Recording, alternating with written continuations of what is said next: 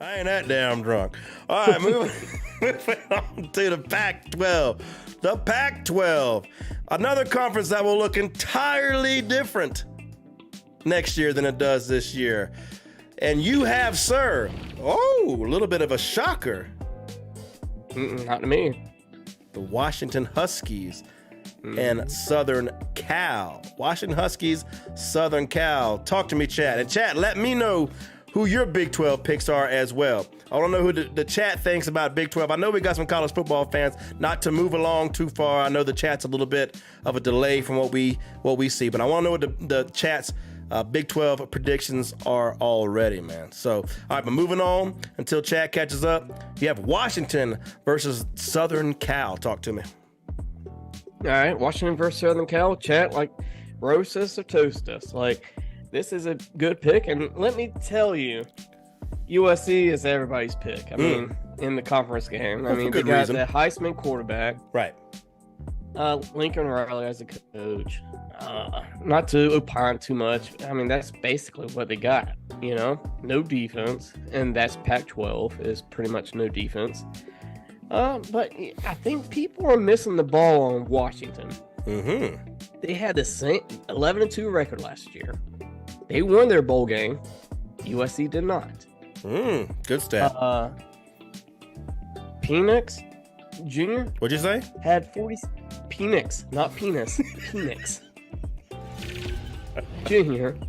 I remember him from Indiana a few years ago. Right. Transferred over there last year. 4,600 yards passing. I think he had probably 500 yards rushing and then the sacks and all that.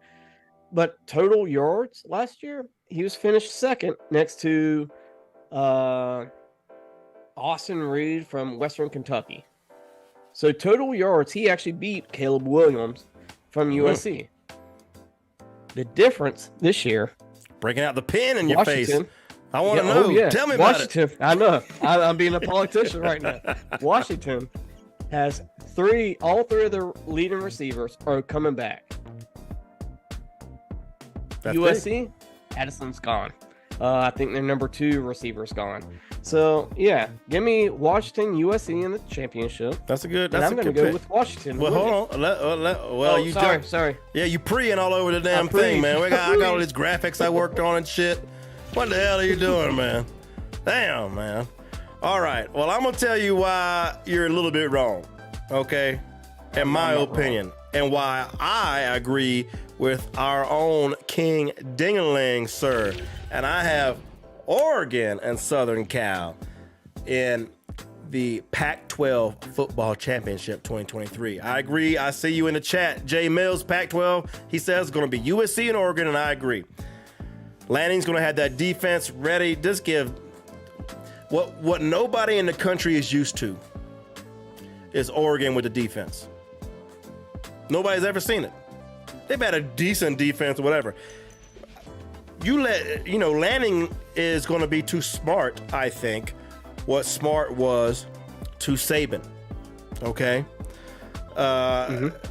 Bringing that philosophy over once it takes hold, he gets his commits in there, his recruits in there, and they get into the system. Man, if there actually shows up to be a defense in the Pac-12, Bo Nix look like ass. I don't like Bo Nix. I was going to say Bo Nix. Bo Nix is cheeks. He looked like cheeks at Auburn, but he looked pretty good at Oregon. It's Pac-12, no defense. Hey, Justin Herbert was at Oregon. Didn't look great. Looks amazing in the NFL. Bo Nix, as far as his college career goes, looks a little Justin Herbert-ish, right? Follow me here. You put that with a defense, and I can see this man. Boo this man. Roast this man. Do not toast roast this or man. toast. That's what we're here for, man. Roast me or toast me. Come on, chat. Let me know where I'm right. Let me know where I'm wrong. You literally compared Bo Nix, a guy who couldn't cut it at Auburn. No, I was Justin very Herbert, specific. Who's a top 5 NFL quarterback. Dude, come on, chat. Very specific in my comparison because nobody. Hey, if anybody looked at Justin Herbert's college tape and thought he would be what he is today in the NFL, all of y'all would have drafted him in Dynasty League. and none of y'all did. So that's all I got to say. Cheers, Joe Bones. That's what I'm talking about. And he says Justin Herbert's still unproven. I mean, he puts up numbers, but there's something to be said about that. But we're going to stay college. We're going to stay college-centered today. Come on, Chad. Tell me where I'm right. Tell me where I'm wrong. Tell me about my co-host, who's right or wrong. But how about this? We might be both wrong with USC. The last... Because who's nobody mentioning? Who is nobody mentioning right now?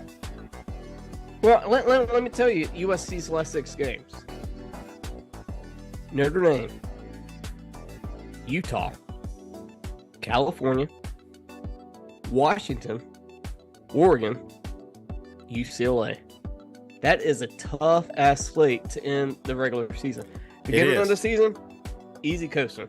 The end of the season, 2 or 3 losses, easy. Now, they can skate by and whatever, and they could be a good team. But that is a fucking tough-ass schedule at the end. Well, and you mentioned the team that I said nobody's mentioning. And that is the back-to-back Pac-12 defending champions. Utah, baby. Yeah. Come on, man. But guess what? This is why I don't have Utah there. Because Cam Rising, they still haven't said if he's going to play week 1. Yeah, that was the reason. The ACL happened so late. Now, he may be back by the time they play USC. But here is the same stat I talked about with Texas on their 1-score games and the games they lost. It was the same way with Southern Cal, except the games Southern Cal lost by 1 score, they put up about, without doing the math, I would say about 17 points more a game on offense than Texas was. But their defense was lacking.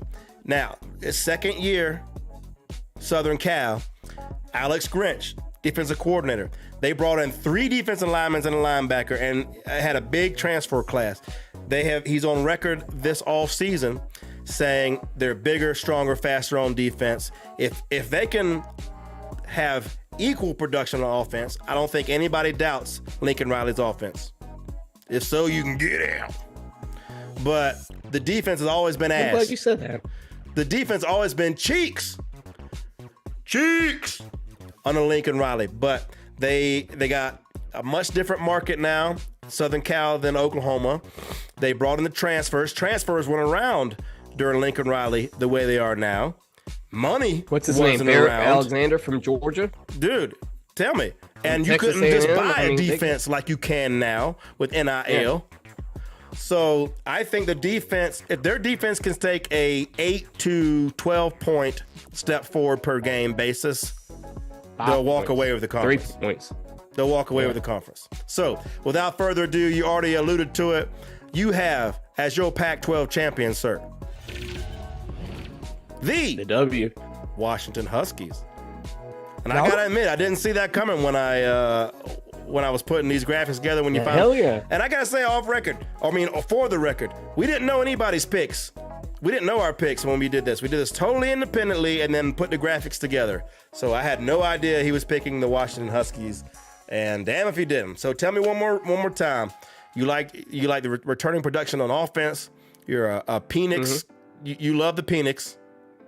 I love the Penix. I could just do Penixes all day. Seems like you got a good handle on the Penix. As long as he stays healthy. Sometimes he gives a little limp, and the Penix just lets you down. No whiskey, Penix. Oh, classiest damn show you'll see on YouTube, man. Well, this is a cocaine kind of Penix. Just hard right through the end. I can't do it. I'm Southern Cal all the way. I think they have the returning Heisman candidate. I think the defense takes a step forward, and that's all she wrote. With Cam Rising being a question mark, look, I wanted to pick Utah. Cam Rising came back, but there's too much uncertainty for me to pick them and therefore bet on them. And that's a lot of what we do on this podcast also in this stream is betting. I can't bet on a quarterback that I don't know. But you will notice, I do have a theme going on if you're starting to pay attention, that the 2 conference champions I have picked so far have one thing in common, and that is... They're the favorites. Well, that is returning quarterbacks. That is returning quarterbacks. Okay. J Mills talking about Oregon beats USC during the season and USC wins it in the conference title game. That could happen. That could happen. Mm-hmm. We saw what happened with Southern Cal when a defense was put and a running game was put on them last year. Both times they played Utah. I was shocked.